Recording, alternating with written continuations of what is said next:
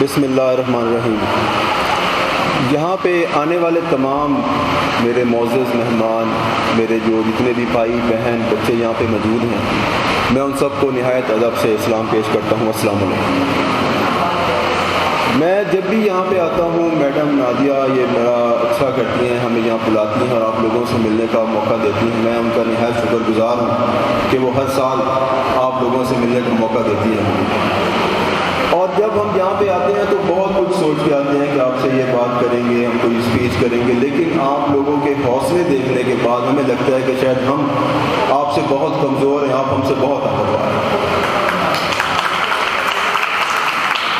میں بحیثیت وکیل آج آپ لوگوں سے بڑے اہم موضوع پہ بات کرنا چاہتا ہوں کہ ہمارے جو معذور افراد ہیں، جو ہمارے بھائی بہن جو بچیاں ہیں، ان کو جو مسائل پیش ہیں دیہاتی علاقوں میں اس حوالے سے اس پلیٹ فارم سے گورنمنٹ اور ہمارے جو اعلیٰ حکام ہیں ان پر یہ چاہتا ہوں کہ وہ اس کو نظر ثانی کریں اور ان کے مسائل حل کریں۔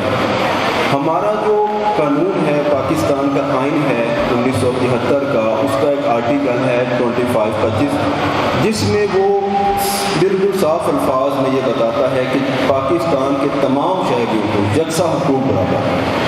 ہر بندے کو وہ حقوق ملنا چاہیے جو دوسرے کو ملتا ہے، اس میں کوئی امتیاز نہیں ہے نسل کے نام پہ یا اس کی بنیادی قوت کے نام پہ۔ تو ہم جو اہم مسائل ہیں ہمارے دیہاتی علاقوں میں اس کے ذرا آپ کو بتانا چاہتا ہوں تاکہ ہمارے جو اعلیٰ حکام ان تک یہ بات پہنچے اور آپ لوگوں کی مدد ہو سکے۔ دیہاتی علاقوں میں سب سے جو بڑا مسئلہ ہے وہ ہمارے تعلیم کی کمی ہے۔ دیہاتی علاقوں میں ہمارے معذور افراد کے لیے تعلیمی ادارے نہ ہونے کے برابر ہیں۔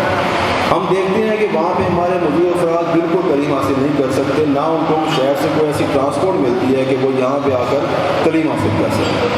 دوسرا بڑا مسئلہ ہمارے معاشرے میں ایک یہ ہے کہ ہر بندہ چاہتا ہے کہ اس کا روزگار ہو، اور ہمارے جو معذور افراد ہیں ان کا یہ حق ہے کہ وہ اپنا خود مختار ہو سکیں، وہ روزگار کما سکیں۔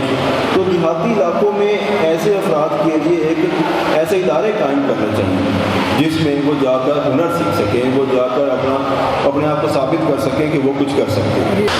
اور اس کے بعد ایک ہمارے دیہاتی علاقوں میں جو تعلیم کی کمی کی وجہ سے اور ایسے ادارے نہ ہونے کی وجہ سے ایک بہت بڑا مسئلہ درپیش یہ آ رہا ہے کہ ہم سب دیہاتی علاقوں سے ہیں، کئی لوگ شہر سے ہیں، لیکن ہمیں یہ پتہ ہے کہ دیہاتی علاقوں میں معذور افراد کو بہت کمزور سمجھا جاتا ہے۔ ان کو ایک ایسا معاشرتی رویہ دیا جاتا ہے جس سے ان کو بتایا جاتا ہے کہ آپ کمزور ہیں اور اس معاشرے کا حصہ نہیں ہیں۔